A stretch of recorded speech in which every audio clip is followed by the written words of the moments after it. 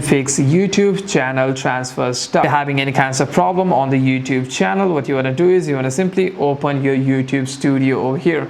Once you're inside your YouTube studio, after that you want to simply verify that the transfer invitation has been accepted over here. You can simply tap on these notifications and you'd be notified if any kinds of problem arrives. So you need to make sure both accounts meet the YouTube's ownership requirements. You need to provide any kinds of verification that the both account belongs to you. After that, you want to simply wait for the transfer process to complete.